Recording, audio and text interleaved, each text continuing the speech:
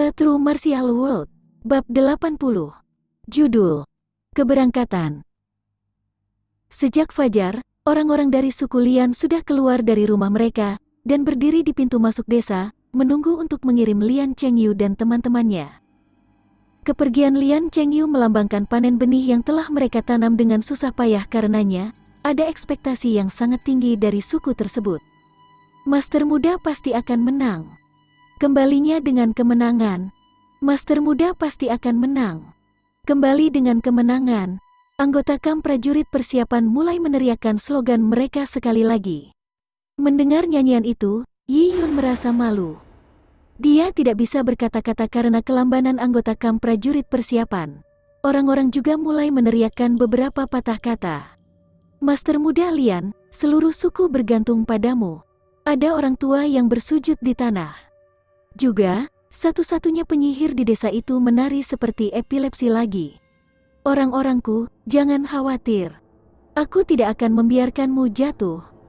Lian Chengyu berdiri dari tempatnya yang luas dan menggenggam tangannya, pertama ke kiri, lalu ke kanan, dengan cara yang ramah. Harus dikatakan bahwa Lian Chengyu menawan, bersama dengan jubah putihnya yang panjang, dia terlihat sangat anggun. Dia seperti tuan muda dari suku besar. Dikombinasikan dengan kepercayaan diri dan keramahannya, itu sangat menawan bagi gadis-gadis muda. Banyak gadis muda di suku itu terpesona oleh Lian Chengyu. Tersipu, mereka berteriak, "Master muda Lian, kita akan menunggu kamu kembali. Jangan khawatir, ketika aku bisa memasuki kota untuk membangun tanahku sendiri, dan mendirikan klan keluargaku, kalian semua bisa menemaniku, dan menjadi kelompok pertama warga klan keluarga Lianku."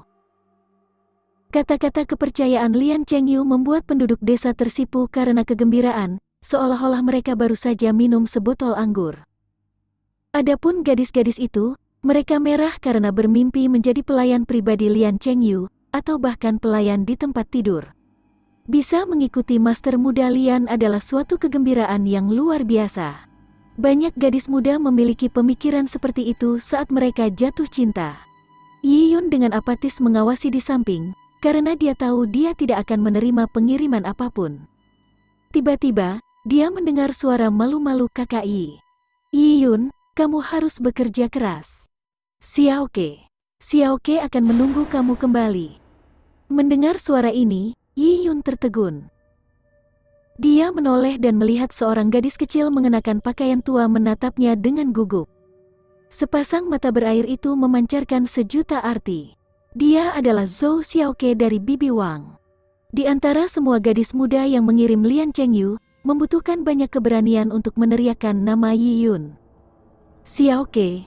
Yi Yun memanggil Xiaoke. Melihat bagaimana wajah gadis kecil ini bersinar, dia menganggapnya menggemaskan. "Jangan khawatir, aku akan kembali dengan selamat." "Baik." Zhou Xiaoke mengangguk dengan paksa. "Nak Yun, tidak apa-apa jika kamu tidak lolos seleksi. Jangan berkecil hati karena kamu masih muda. Kamu baru 12 tahun. Bibi Wang juga berteriak di sampingnya. Saat dia berteriak, dia mengeluarkan pangsit sayuran dari keranjang. "Nak Yun, aku membuat pangsit sayuran ini. Makanlah di sepanjang jalan." Melihat pangsit sayuran yang dibuat dengan sedikit biji-bijian, Yi Yun tersentuh. Dia turun dari tempat duduknya dan menerima pangsit sayuran.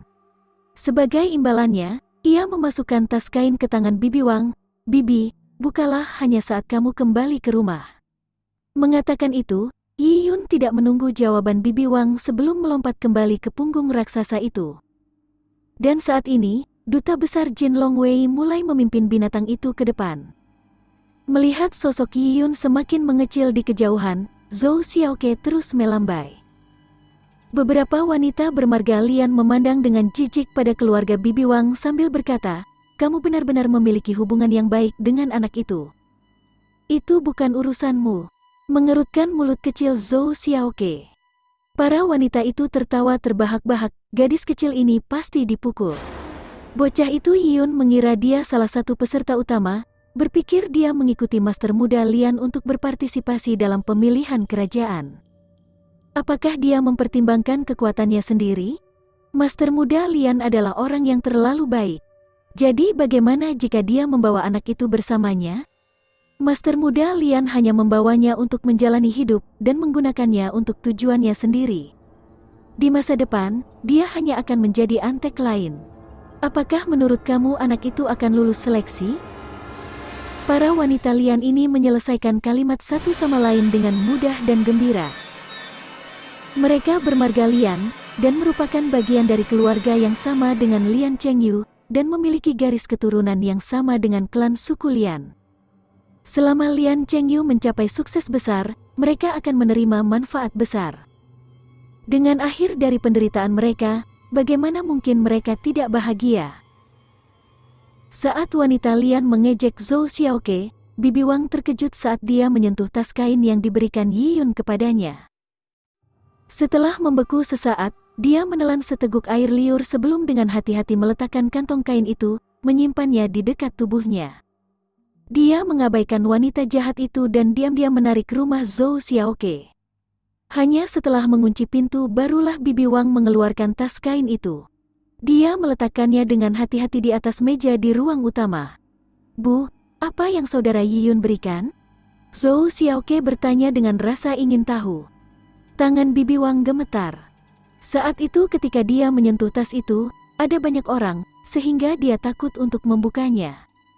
Tetapi sambil memegangnya, dia bisa merasakan tekstur dan mencium bau dari sesuatu yang dia pikir tidak mungkin didapat. Dia menarik napas dalam-dalam dan membuka bungkus tas kain lapis demi lapis. Beberapa saat kemudian, Zhou Xiaoke tertegun. Adapun Bibi Wang, bahkan setelah siap mental, jantungnya masih berdetak kencang.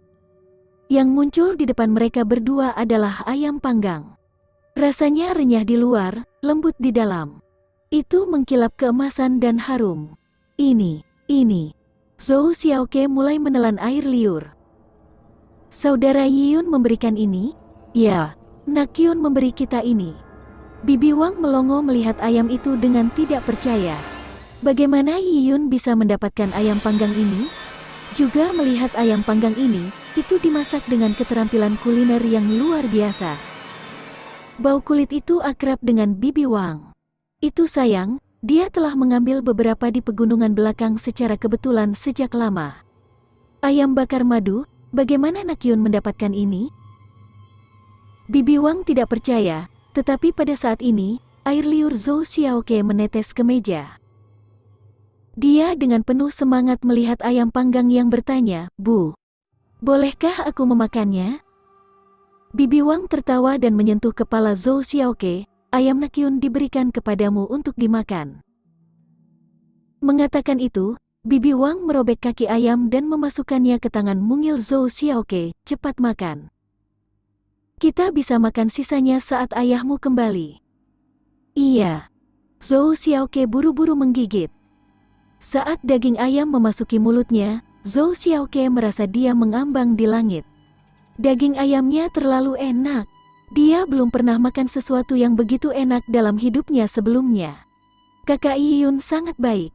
Memikirkan hal ini, hati Zhou Xiaoke dipenuhi dengan kebahagiaan.